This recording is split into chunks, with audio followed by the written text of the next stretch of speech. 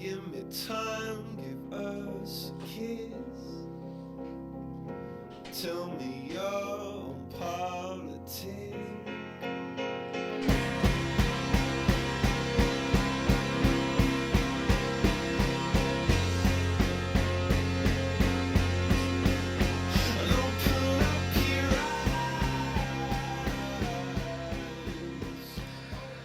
Good day, everybody, and welcome to Theology in the Dirt. We want to practice our theology in the public square of our homes, our city, and our world. We record Theology in the Dirt from the headquarters of Global Impact Restoration Rome, where we work to address the foster care and adoption crisis in Northwest Georgia, the state of Georgia, the Southeast, and the world as a practice of our theology in the public square. You can check us out going to the website, restorationrome.org. My name is Mitchell Jolly. And I'm Chris Hayes. And who are you? I'm Jennifer Norton. We have a special guest with us today, and we're going to be talking to Jennifer Norton from Haven in just a few moments. But right now, let's get to a little bit of news.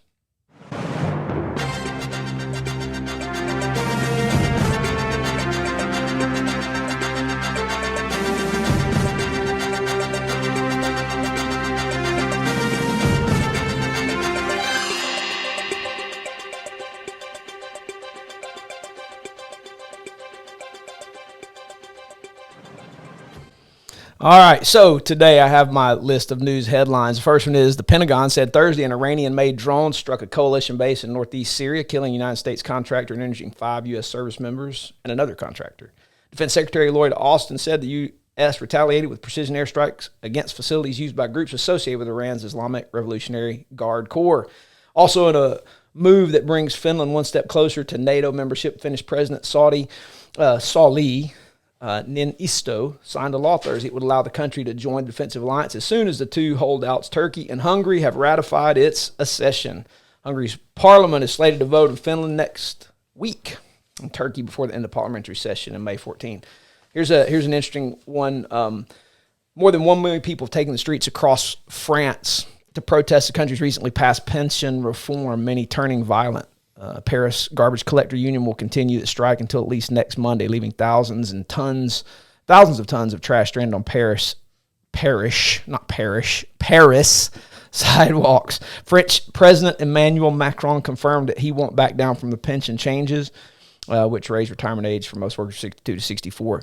Fascinating that zero mainstream media sources in the United States are covering this, and it is massive upheaval and Paris. But anyway, I digress. I won't comment there.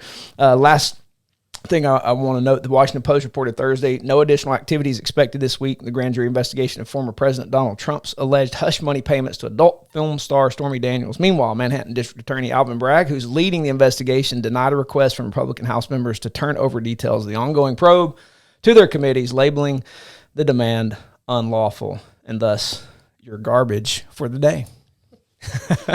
Chris, hopefully you have some better news for us. I kind of went away from news this week just because of, it's after that random cold spell we had over the weekend, It's starting to feel like spring again. And I'm kind of going the sports direction here because I often say I think September and October are like the best 2 months for sports of the year. Right. But forget the stretch between late March and early April is really cool too. So it's just a good time of year. The NCAA tournament, March Madness, which even if you're not a basketball fan, I feel like especially the first couple rounds might be the best postseason of any sport. Right. It's just a lot of fun. People doing brackets that have not watched anything all year, or watching at work and places. Baseball is back and about to start. Got opening day less than a week away. Go Braves. Yeah. We had the World Baseball Classic this year, which I'm a big fan of. Just seeing the excitement, seeing meaningful games in March is fun. You got NFL draft talk. You got NCAA football spring games, and then one of my favorite events of the year, the Masters, coming up in a few weeks. And so it's just a good time for sports. Not to mention, I've got a 7-year-old in soccer that's starting. I know Daniel is in track season again, and that's right. Everybody's just busy, so it just feels right. Like spring's coming, that means sports are kind of getting into the groove. And, man, it's a good time. I hope we keep this warm. I'm tired of the cold. But. Yeah, I think we've had our third winter, which is typically the last one, right? Blackberry winter. Right. Yes, blackberry winter. That's right. And now we're entering, I think, our second pollinating. Yes, we have one more to go, the pine pollinating. This is the first one is one that usually gets me the most, but we're in our second pollinating. And so Georgia dandruff. Yes, Georgia dandruff. That's exactly right. And so we appreciate you guys listening. Hope that news is helpful. Please feel free to go check out some sites. We've done a podcast in the past on some alternative ways to find news that are not just agenda driven, whether it's right or left, but just information so you can practice your Christian worldview and not have it slanted by somebody. But now it's time for the show. Ladies and gentlemen, may I have your attention, please? It's time for the final countdown. The show starts in 10, 9, 8, 7, 6, 5, 4, 3, 2, 1. Let's rock. Thank you, Mr. Voice. We appreciate you partnering with us to provide your pipes for the introduction to Theology in the Dirt, episode number 78.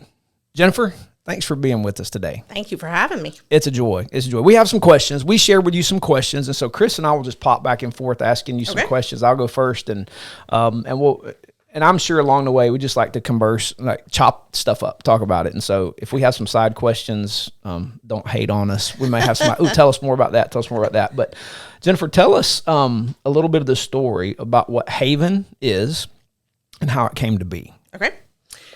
So Haven Health was previously named the Pregnancy Center of Rome. That's probably what a lot of people still recognize it as.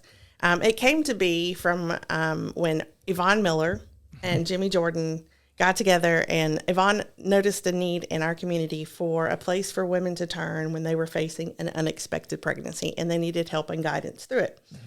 And so at the time, they were involved with Christian counseling and education ministry. So it was birthed from that. And so we kind of started, the CCEM was our umbrella corporation, and so we rolled that up underneath it. So that's where it started from and how it came to be.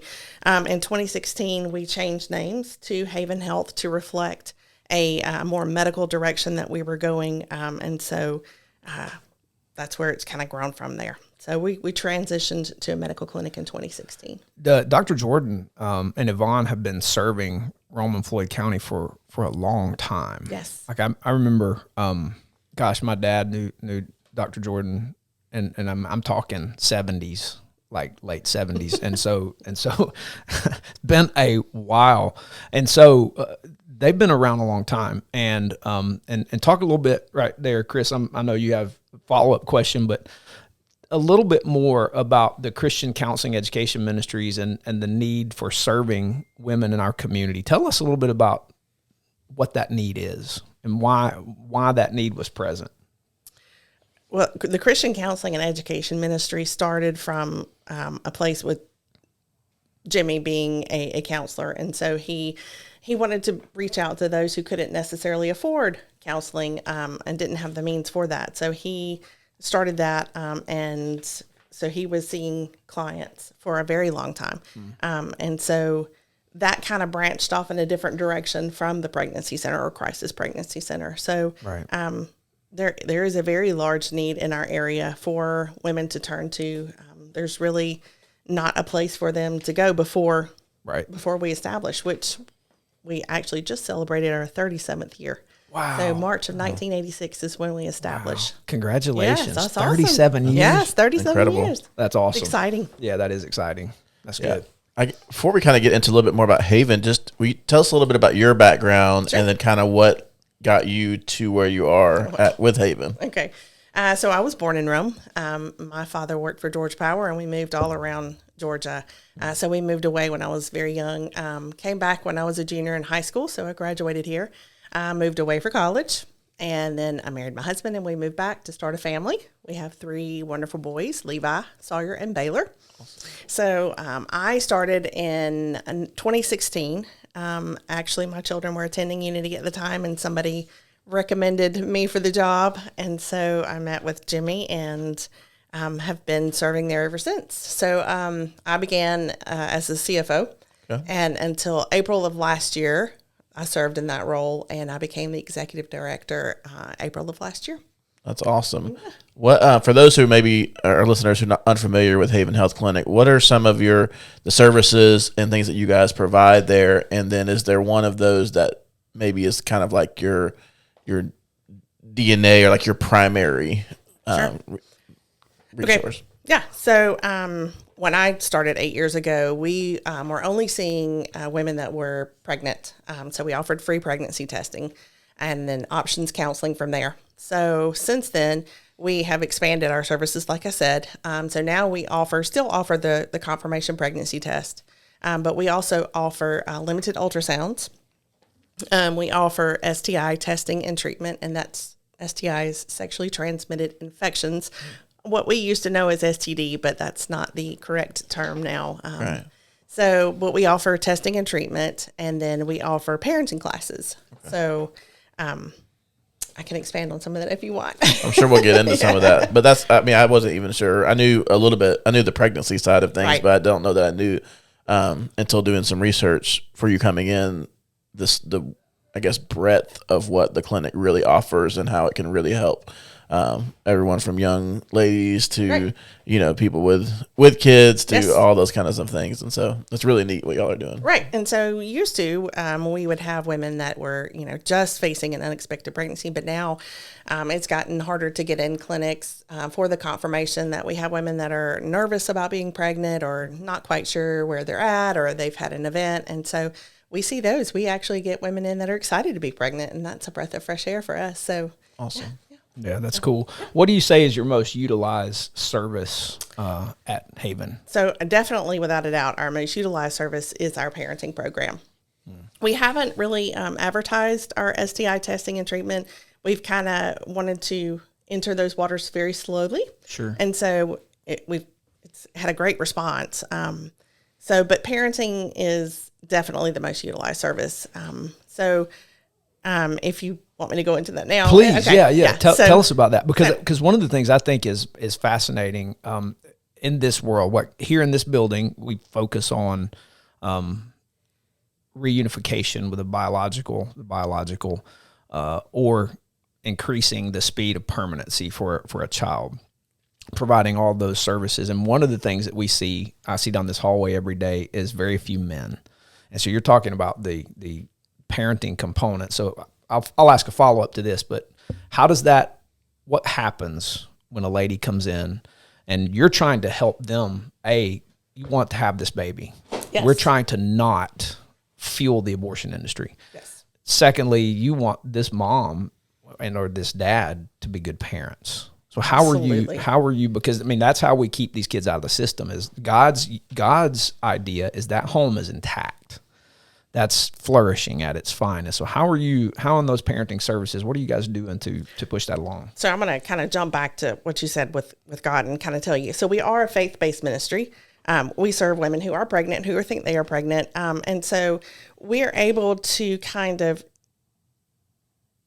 use God to help her along wherever she is. So, so the parenting portion, so she's come in and she's not sure if she's going to carry, she's considering abortion. And so we've gone through all those steps. And so, a lot of people are concerned with, we just leave it there. We drop it there and expect her to handle that on her own. But the parenting program offers a platform for her to take lessons.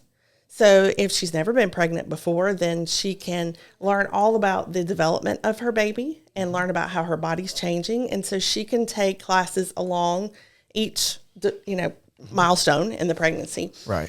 We have it's a very large curriculum. It's called Earn While You Learn. And so that really puts the responsibility back to her and or the father. And so she's able to learn about bonding with her baby, breastfeeding, nutrition throughout pregnancy. She can even take life skill classes like how to budget, any of those things. Like we have a career-based curriculum, and so that she can learn how to prepare for a job interview. So they're very logical classes that she needs that she probably hasn't been exposed to. Right. So the basis of the program is DVD based, and so she comes in and watches a lesson over that. And she's able to earn what's called baby bucks. Mm-hmm. And so with those baby bucks, she's able to go into our baby boutique and shop for items that have been donated. And so it's like clothing, maternity clothes, formula, diapers, wipes. We have larger items like high chairs, cribs, anything for her and baby. Right. She's able to shop for. Now, those items are priced very, very reasonably. Right. So there's 5 ways she can earn $5 each lesson if she shows up on time, Right. if she completes her lesson, if she brings in her homework from the previous week, Right. if she brings a support person, and then if she has attended church, she brings us a church bulletin. So we're encouraging that walk Sure. as she's going through this. And Absolutely. so it's a great curriculum that has been very, very popular. Absolutely. Chris, before you go on to that next one, I just had a follow-up to that. So a young lady, how does she find you? Because she's maybe in a crisis moment, struggling. How does she know where you are? So we have social media, of course, which most women are on. Right. Right. It's a great place to start. We have a website. Word of mouth is huge. Usually a friend has heard of it, or somebody that she knows has heard about our resources. And so we have different places in the community that also refer to us. Right. So I wonder what the rate of success would be with a personal reference and a personal person bringing and connecting them and helping them in the process versus them seeking it out on. That's totally just came to the top of my mind because I've been looking at some stats recently with the Advent Health Community Survey we were participating with, and so I got statistics on the brain right now, and I wonder the personal connection, someone helping this young lady along the way, say, let me take you somewhere we can get some help versus her seeking it out on her own. I would imagine it would be similar, but I would also imagine it might be higher if someone personally is engaged with them in a church setting. Yeah, absolutely. And so one of the ways that we help encourage that is if somebody refers a patient that is involved with our parenting program, then she gets money, referral money. So that encourages that. Yeah. And we work with several churches that if the patient gives us permission to share her information and she's wanting a church to walk with her through this process, then I have several pastors that I reach out to and say, hey, I've got somebody that's interested. Can you help? And That's awesome. Yeah, so we're plugged in that way. I love it. It's good. Yeah, so, theology in the dirt. Sorry, we're making you kind of twist back and forth here. This is an office, not a studio. That's true. We're working on that. We're working on that. That's right. So the whole concept of theology in the dirt is really, talking about kind of engaging our culture, our society, our domains with the gospel and being believers. And I know that's a big component of what you do there. At Three Rivers, we use the phrase collision with culture, and I imagine you probably do that daily. So as a believer, as a Jesus follower, how do you kind of navigate that between, because, the healthcare world is not just overly filled with Jesus loving, Christians all the time. And so how do you personally balance that? And then as a ministry, but also a healthcare provider, does those work together? So we believe that God is everywhere. We just have to allow him to be there. Since we are a faith-based organization, we intentionally ask him to be present every day, to come into the clinic and to work through us. We gather for prayer every morning. And so we start our day with prayer, and we pray for the women that are coming in. We pray for our volunteers. We pray for our staff. We pray for our donors. Each week we take one of those segments, and we specifically pray for each one of those specifically by name. So that really kind of sets the focus for us. We let our patients know up front that we're faith-based and that everything we do stems from a biblical perspective. We're very honest with them. If she's willing, we will pray with her. We will offer the gospel to her and hopefully lead her to Christ. That's one of our objectives we're hopefully saving 2 lives. Right. So that's kind of where we function from. We wonder why we have so much strife in schools and society, but we've taken God out of those places. So it's kind of, we don't do that. We function from a place where we ask him to be, and to be present. So I love that. I think that's so important. Both of us, Mitch and I, are both married to ladies who are in the education world and hear stories all the time of that. And even just in the basis of our society and our culture, he's missing. And just flat out rejected Absolutely. and pushed away. So I love that you guys implement that.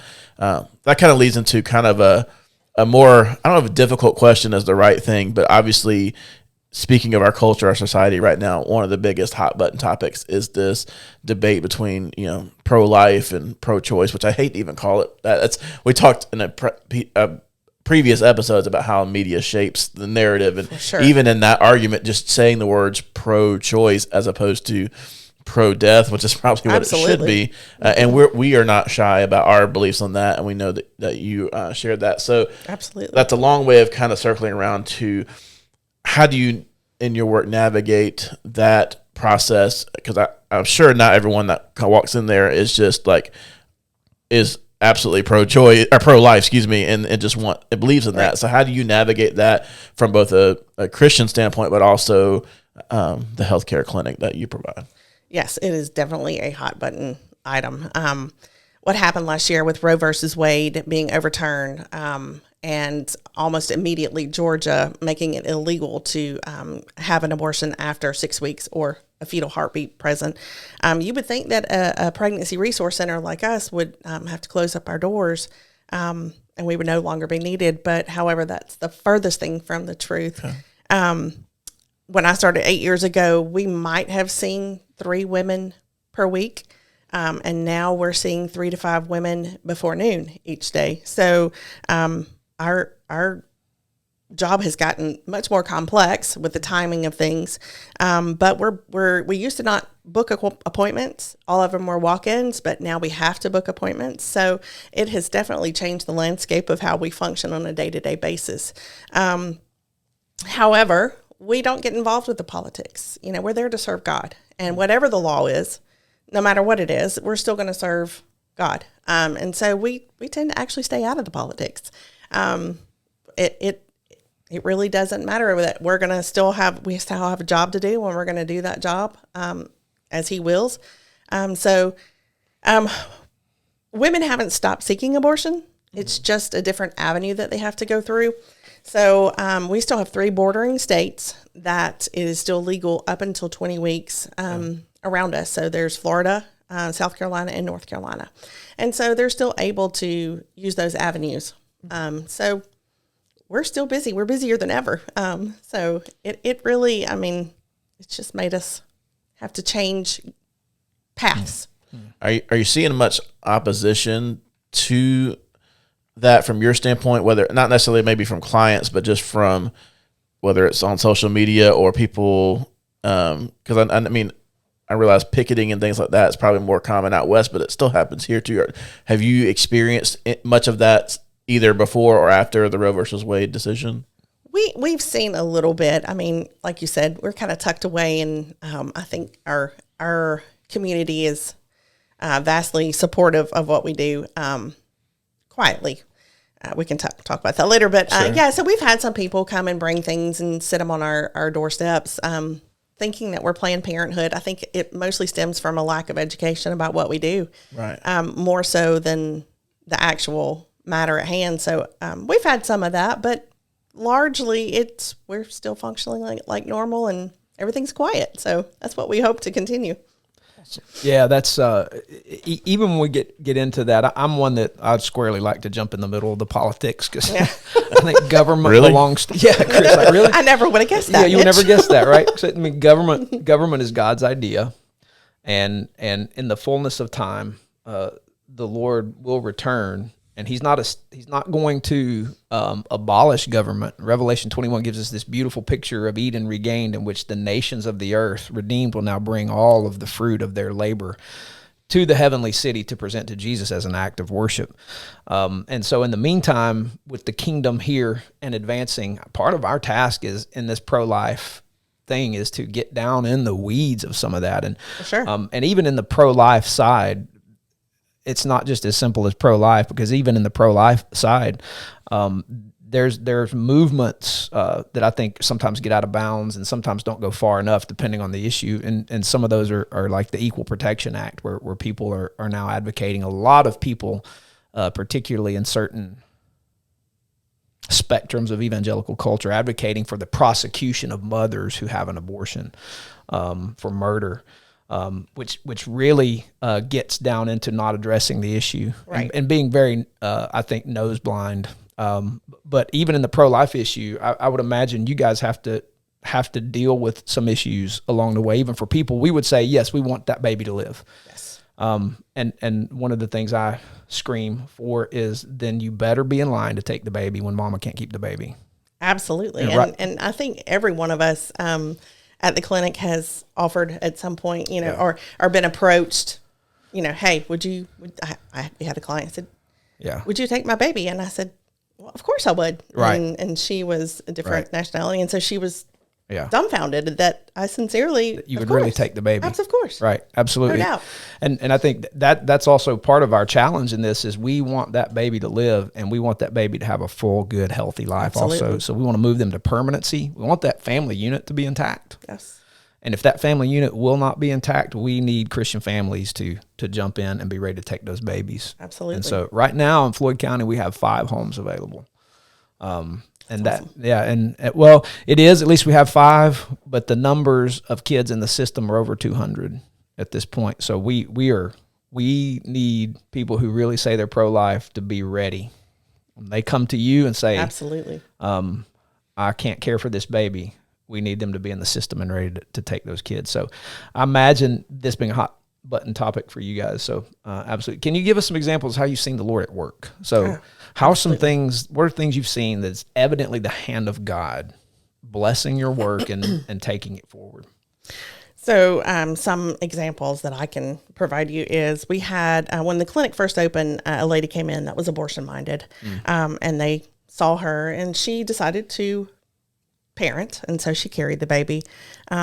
Now that baby is grown and she is now a counselor for me. So oh, wow. That is come full circle. That's an awesome. Amazing thing. Yeah, it's really cool. So we had last year we had a client come in that was seeking an abortion.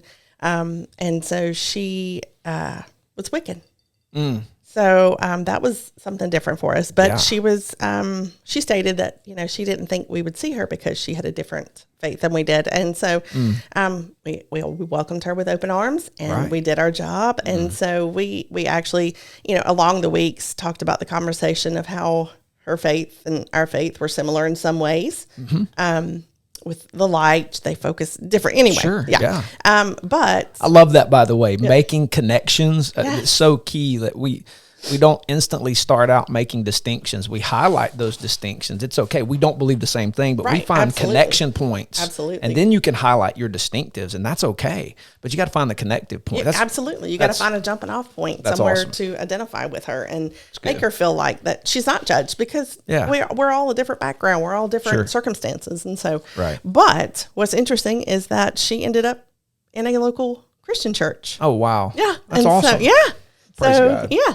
So we have a lot of wonderful God stories, too many to share and some I can't share, but I love, there's so many different things. We have parents that come back and the child is now 5 or 6. And so we love to have that ongoing relationship with families. That's beautiful. That's what we're about. My mom used to be a counselor pre-Haven. Okay. But until she got sick. She had Alzheimer's and she couldn't serve anymore. She couldn't drive, but that was upon her retirement, that was her thing, is coming there and counseling young women. And I got to be a board member for a little bit until this place kicked off and I didn't have any more time. I know. And so I miss those days, but I know those stories and it's good to share. And we want people listening to this and we'll give them a chance to hear how they can support and be part in just a few minutes. But thank you for sharing that. I think that's absolutely huge.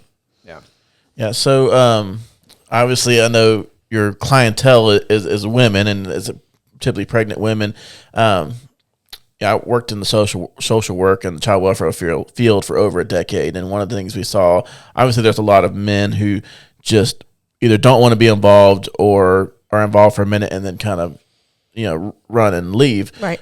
But on the flip side of that, there are also sometimes where, especially in a situation where the man and woman aren't married, the man wants to be involved and either can't or is forced out of that. So that's a long way of me asking, do you provide resources for men or are able to send them to a place that can help them as well? We actually do. We have a curriculum for fathers. So whether he is married to the woman or, not, whatever the case may be. He can still come and take classes. He can do it with her. He can do it separately.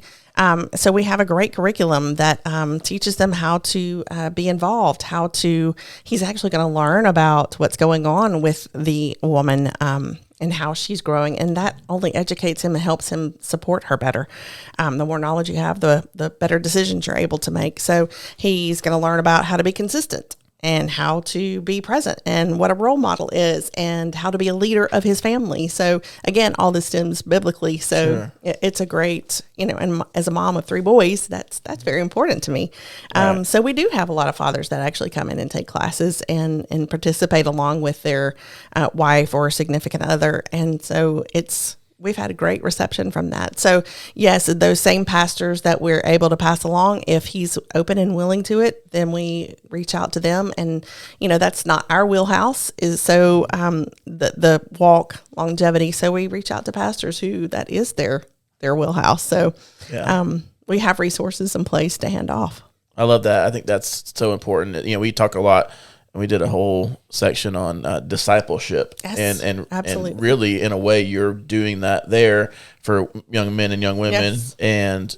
But I think I love what you said at the end there is that long term component, because it's one thing to kind of teach a young mom or a young dad like how to be a parent and how to go through that pregnancy thing. Right. But if we just kind of leave it at that, does that really help them long term? So I love that you guys focus on that and connect them with resources and with churches, with pastors, with groups. I know our church is heavily involved in foster care ministry and understanding the support that's needed for a family. We, even doing like meal trains for people who have babies, and we've just had 1,000 in our church. It feels like being born. So I think but I love that piece. So it sounds like you guys really focus a lot on that education component. Absolutely. Is that something that that your staff, I assume y'all probably have to undergo continuous either education or training and just constantly seeking resources as well? Absolutely. So we partner with several national firms. NIFLA, which is the national, I can't remember the acronym for it, but it's for pregnancy centers. Okay. We have Heartbeat that we are actually attending a virtual conference that offers classes and continuing education on all that. So yes, we try to stay abreast all of that on top of that so that we can offer what's most important as time goes on and as our climate changes. I gotcha.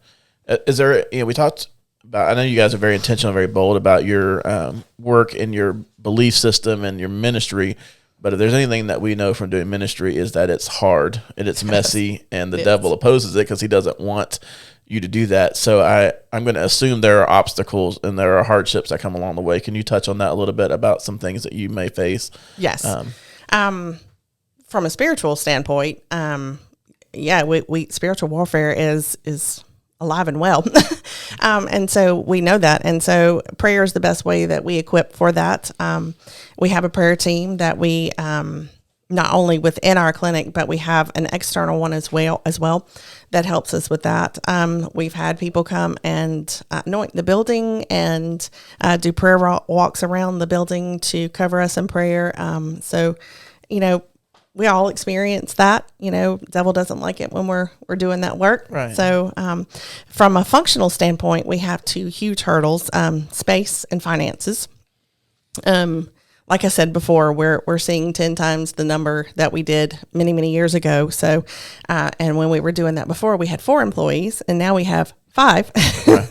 Yeah. So we're doing all of the extra work with basically the same number, and we have fewer volunteers now than we did. COVID took out a lot of our volunteers, and so we're slowly rebuilding. Since we've transitioned to a medical model, we don't have the same space. We've had to use some of our counseling rooms for our ultrasound machine and for our lab. And so to be able to set up as a medical clinic, we've had to use some of that space. So we are squished like sardines in a can, right. And we need more space desperately. Finances, we do not take any government funding at all. Okay. We are 100% funded from churches and local donors. But because of the political landscape, a lot of businesses won't openly support us for fear of backlash. So that's always a struggle. So fundraising is a big part of what we do, and it takes a lot of resources. So those are two of our operational hurdles. So maybe we have a follow-up question, and I'll try not to get you in trouble with my dear. follow-up question. Thank you, Mitch. Yes, absolutely. I want to be very sensitive to that.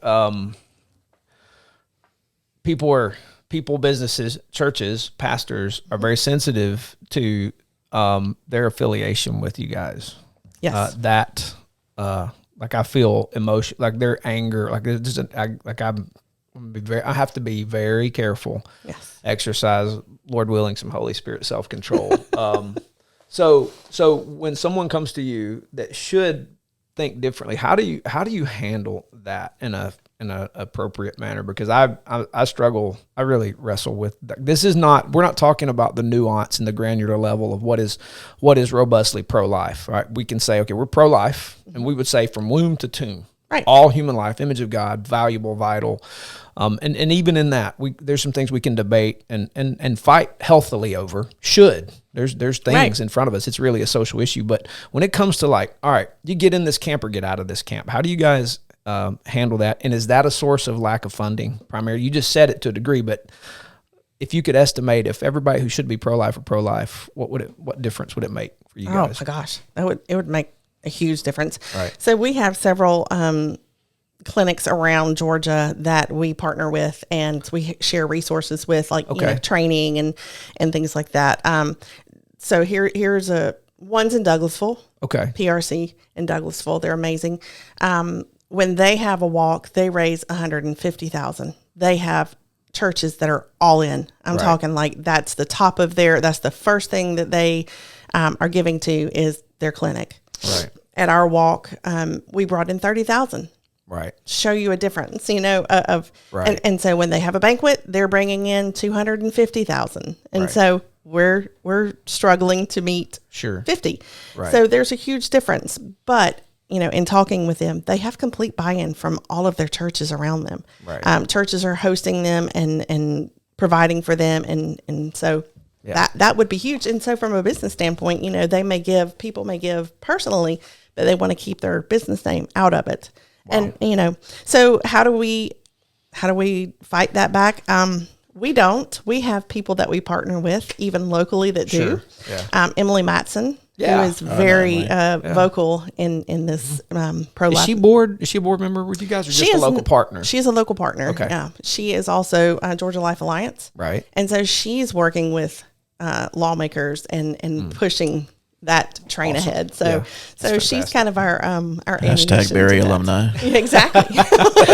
Yeah, I'm a shorter guy over here. I'm alone. That's okay. My husband graduated from both. He has his undergrad from Barry and his MBA from Shorter, so we cover all bases. You do. Well done. Well done. Yeah. So. I feel like for some reason Roman Floyd County has that barrier between the faith community and the practicing absolutely in the public square of what we say we really believe. And that's been a mystery. It's a mystery for me. I have my guesses, but the fact that you can have that disparity, you got this Douglas County example versus Roman Floyd County, and it's insane. It is. But there's churches that have absolutely stepped up, spoken out loud, and man, what a difference that makes. Even just to be able to pick up the phone from, to call and say, hey, Mitch, your church is awesome. I mean, it's amazing through what y'all been able to help us with. And so even from a non-financial perspective, just to be able to pick up the phone and seek guidance and, counsel on certain things that are outside of our scope, but we still want to be able to address it. Right. So, we believe in you guys. We believe in what you do. We want to support you. We want others to support you as well. And I think just to encourage you, this is a lifetime fight. It's not a sprint. This is a marathon. It's a lifetime battle. And until the Lord returns, we're not going to solve this issue. No. Probably. It's going to still be there, and more Christians need to get in the public square. So with that, what are some specific things people, if they listen to this and say, I have time or I have money. So with time and money, what could people do to to help you guys? Great question. I love answering that question. So we obviously sustaining funding, and we have a building next door that we're hoping to purchase so that we can expand and offer more services and cast a bigger net. Right. So obviously giving is huge. Right. And I'm going to even go a step further and say our churches that are giving, if there's any way possible to up that giving, $100, $200, Right. Those increases will make a huge difference. And you know what he can do Right. Absolutely. by doubling that. Absolutely. So for volunteers. So we offer training, obviously. So you don't have to have any special education. You don't have to have a counseling background. Everything that you will need back in the rooms with the women, we will provide. Wow. So we'll even teach you how to share the gospel. We'll teach you how to be comfortable with sharing your faith. We'll teach you the things that you need to ask, and all the things. So we'll provide that. Our shifts are 4 hours. So we have a morning shift and an afternoon shift, and we ask that you work one of those 4-hour shifts each week. If you can't make it, if you're on vacation, if you're sick, you want to go see your grandkids, we work all that out. It's very flexible. Sure. So I don't want that to be a hindrance. So staff can step in at any time to help cover that load. And we have a lot of volunteers who are very flexible. Sure. And don't mind filling in. So Dr. Morgan, who has been volunteering his services to us since 2016, is he reads our ultrasounds for us. Right. He's ready to retire again. Second retirement. Yeah, Dr. Toby Morgan, right? Yes, that's right. He's been doing this a while. He's amazing. Yeah. He is absolutely amazing. So we need somebody to come in, a doctor or a radiologist. Okay. Saying they're doctors. And that's volunteer, right? It is volunteer, yes. And they can do it remotely. Right. And it's not a heavy load. So Right. it's, it's very easy. We just need somebody to step up Right. in that position so that he can go back and retire again. One more time, right? That's right. So, and then we need medical and non-medical volunteers. So if there's a nurse out there or a nurse practitioner that would like to offer their services, we desperately need that. That's huge. That's awesome. It is. Chris, do you have any other thoughts? I do. So I've got kind of a logistical question for you, and I've got 2 heart questions for you. Heart, not hard. I don't think they're hard, but heart questions. First off, and we'll put this info in the comments and in our description, but where can people find you? So what's your website, social media, and physical location? Okay. So our physical location is 311 Redmond Road. Okay. We're in between CVS on the corner of Martha Berry and Redmond Road. So we're smack dab in the middle with a bunch of dentists and orthodontists in our complex. Havenclinic.org is our client site where they can schedule appointments and stuff like that online. And then one that's kind of more geared towards donors is havenfriends.com. Gotcha. And our social media, you can search for those things as well, Haven Clinic and Haven Friends. Awesome. We'll put all those links on the podcast for folks because we want to make sure they know how to find you. Absolutely. To hopefully step up and help with some of those needs. So a couple quick last questions that I have for you. Number one, if there's a young mom out there listening or, going through this process of pregnancy or someone who knows someone who is, what's your message to them on why they should come visit you guys? I want her to come because I want to help ease her burden. I want to walk alongside her and offer hope, offer peace, offer love that only can come from Christ. And so he's working through us. And so because we invite him every day, he's able to provide whatever she needs, whatever that need is. He knows the need. And so he's working through us to help her walk along that difficult time in her life. Or if she's not having a difficult time and she just needs somebody, some resources, some information, somebody to, share the excitement with, we're there for that as well. Awesome. I love that. And it's very clear your passion for this just flows out of you. And I appreciate that because I'm sure you can't do that work if that's not very clear. Absolutely. And it's very clear what your why is. So one question I like to ask people when I have conversations is, when your work at Haven is done, what do you want your legacy to be? My legacy would be that I was able to offer my faith, my God, to somebody else to expand the kingdom. I want to make heaven crowded. I love that. Yeah. That's awesome. Thank you for sharing that. I appreciate Absolutely. that. Jennifer, if you could say one thing to a struggling mom or dad who happens across this, and it's like, what do I do? What would you say to them? You are not alone. There are people in our town, our community, that love you and care for you and want to help you. And if they show up, we're there. Yeah. Yeah, I agree. I think people who stumble across this, hopefully they find us wrestling not in our four walls of our building, but in the public square because sin has wrecked good Amen. things. But the kingdom of God is repairing them, and he does that through his body, through us, his Absolutely. people. And so sometimes people on our side of this come across as mean-spirited, and they take crazy positions that don't fix the problem. They're Band-Aids on a broken leg. And if you stumble on this, I want you to know there are people who want to help you. Absolutely. We want to repair what's broken. Jesus said, heal, and then say to them, the kingdom of God has come near to you. Absolutely. And there's healing that can be had, not just in prayer and supernatural, but we people can help you. And there's healing in that for your soul, for your body, for your family, for your life. Don't make a terminal decision with a temporary challenge. Absolutely. What I tell people when I speak to them that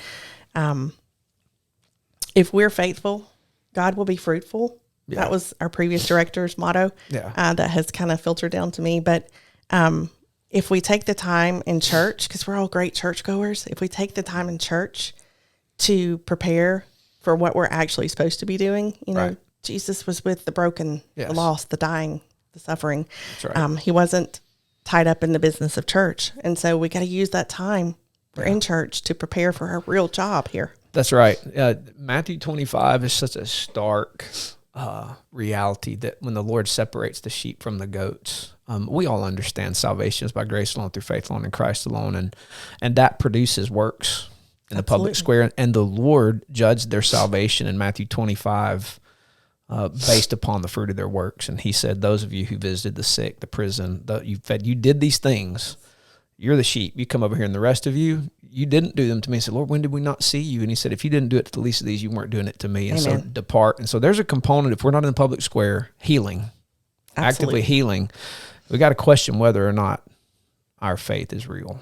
Amen. And so if you're one of those out there on the fence about whether or not you should support this and whether or not God can sustain your business, I would say believe the Bible. Absolutely. Don't And turn away. Don't turn away. Get involved. Do something. Make a difference. Jennifer, thank you for your time today. Thank you. Thank Yeah. you for having me. It's It was been fun. a joy. Good. Yeah. I'm glad you had a good Yes, I time. did. It's been a joy. So, guys, we appreciate you listening. We would love it if you would go to theologyinthedirt.com and check out other posts, other podcasts. Please listen to them. Give them a 5-star rating. Share them. And we appreciate any support you want to throw our way. We also appreciate questions. So if you want to send us a question, we'd love to attack it at some point. You can send that to theologyinthedirt@gmail.com, and we will get after it. You guys have a great rest of your day. We'll see you next time. Out.